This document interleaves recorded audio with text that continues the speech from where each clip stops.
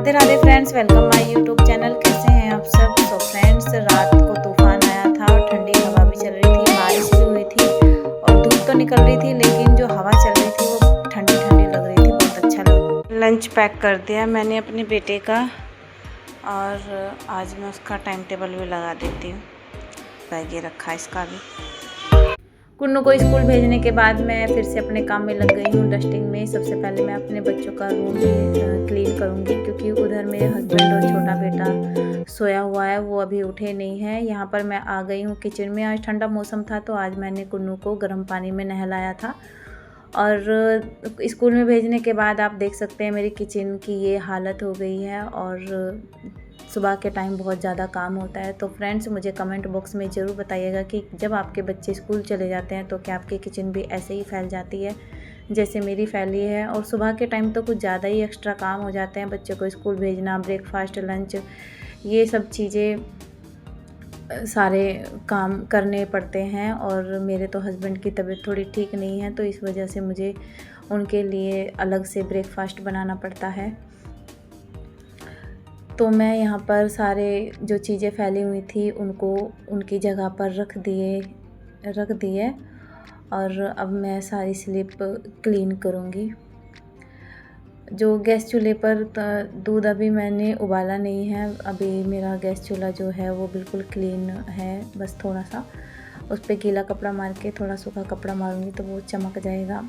क्योंकि फ्रेंड्स, कभी कभी ऐसा होता है कि जब हम दूध बॉईल करते हैं तो ध्यान से निकल जाता है और दूध निकल जाता है तो पूरी जो गैस होती है वो सब बेकार हो जाती है, उसमें दोबारा से फिर साफ सफाई करनी पड़ती है। और कभी कभी तो ऐसा होता है कि वो दूध जल भी जाता है, तो जो बैनर होते हैं इसके स्टील वाले वो जम जाते हैं, तो जो लोहे का जुआना होता है उससे खुरच के तब साफ़ करना पड़ता है।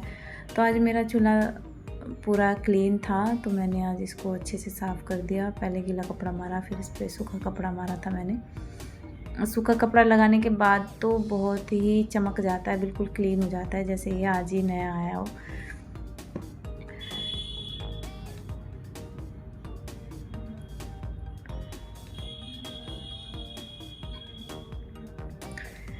अभी मैं बिल्कुल सारा काम शांतिपूर्वक से कर लूँगी, क्योंकि मेरे हस्बैंड और मेरा छोटा बेटा दोनों सोए हुए हैं। फ्रेंड्स, जब मेरा छोटा बेटा जग जाता है तो काम नहीं करने देता, वो मेरे पास ही खड़ा होता है यहीं पे। वो उठ गया था, लेकिन मैंने जब अपने बेटे को स्कूल भेजा था, उसको स्कूल भेजने के बाद मैंने उसको फिर से सुला दिया था। कल रात तूफ़ान आया था, धूल मिट्टी खूब उड़ गई थी, घर के अंदर भी आ गई थी धूल मिट्टी। तो जब तूफ़ान आता है तो घर पूरा गंदा हो जाता है, उसको फिर से क्लीन करना पड़ता है। वैसे तो हफ्ते में एक बार सफाई कर देती हूँ तो पूरा साफ़ पड़ा रहता है पूरा घर, लेकिन जिस दिन तूफ़ान आना होता है उस दिन पूरे घर की डस्टिंग, क्लीनिंग सब करना पड़ता है। क्योंकि धूल मिट्टी पैर में लगती है या किचन में आती है, कोई भी बर्तन रखते हैं तो नीचे से बहुत ही मिट्टी मिट्टी की जैसी वो आवाज़ सी आती है, किरकल वाली, वो आने लग जाती है, तो बहुत अजीब सा लगता है। यहाँ पर मैंने जो अपने बेटे को स्कूल भेजा था तो उसे कुछ खाने को भी दिया था, उसी के बर्तन हैं ये थोड़े से, क्योंकि लड्डू गोपाल जी को भी नहलाया था और उसके साथ साथ मैंने फिर पूजा वूजा की थी, उसी के साथ बाद में मैंने बर्तन साफ़ किए थे। यहाँ पर मैं सारे बर्तन अपने साफ़ कर लूँगी। और जो हमारा ये सिंक है और सिंक के बराबर में जो ये प्लेट सी लगी हुई है स्टील की, इसको भी मैं क्लीन कर लूँगी अच्छे से। क्योंकि ऐसा होता है कि जब हम इस पे बर्तन रखते हैं तो चिकनाई सी लगी रहती है, इसलिए इसको भी मुझे जूने से साफ़ करना पड़ता है। और सिंक झूठी हो जाती है क्योंकि झूठे बर्तन धुलते हैं उसमें, तो उसको भी मैं क्लीन करती हूँ। और मुझे बिल्कुल भी अच्छी नहीं लगती जब तक मैं सिंक में भी जूना ना मार लूँ, तब तक बहुत मतलब घिन सी आती रहेगी, बहुत चिकना चिकना सा लगता रहेगा। तो मैं डेली का मेरा यही काम है कि मैं जब भी बर्तन साफ़ करती हूँ सिंक को ज़रूर से साफ़ करती हूँ। उससे क्या होता है कि किचन बहुत क्लीन दिखाई देती है और ऐसी नहीं लगती कि बर्तन साफ़ किए हैं या नहीं किए, मतलब अच्छा लगता है। यहाँ पर मैंने बर्तन भी उनको अपनी अपनी जगह पर रख दिए हैं, क्योंकि मेरा ऊपर स्टैंड लगा हुआ है। तो मैंने सारे बर्तन, प्लेट, कटोरी, गिलास जो भी थे सब मैंने। सो फ्रेंड्स, मैं जा रही हूँ सब्ज़ी लेने।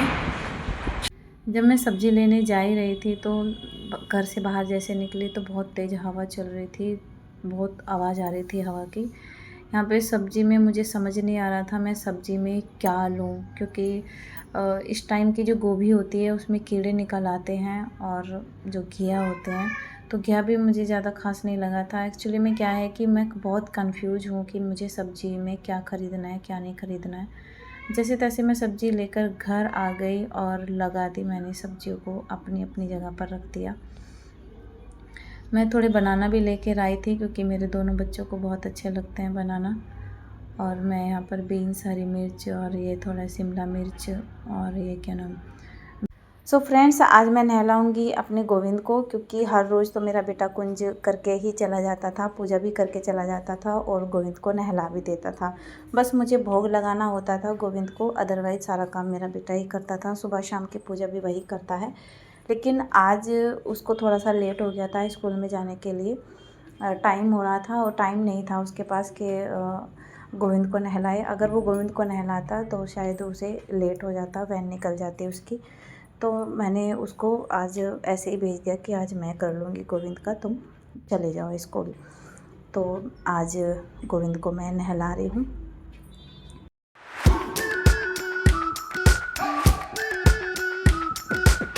We've been waiting for so long. We've been waiting for this time to begin. We ain't getting any. So friends, मेरे घर का सारा काम हो गया है ख़त्म और मैं यहाँ पर बालकनी में बैठी हूँ, क्योंकि यहाँ पर ठंडी ठंडी हवा चल रही थी और बालकनी में बैठने में भी अच्छा लग रहा था। और मेरे हस्बैंड गए थे सैलून, मैं यहाँ पर बैठ के अपने हस्बैंड का भी वेट कर रही हूँ, क्योंकि वो इसी रास्ते से आएंगे। सो फ्रेंड्स, मैं इसी के साथ साथ करती हूँ वीडियो का एंड। अगर आपको मेरी ये वीडियो अच्छी लगती है तो लाइक करें, कमेंट करें और सब्सक्राइब करें मेरे इस चैनल को। सो फ्रेंड्स, मिलते हैं अगले वीडियो में, तब तक के लिए बाय बाय।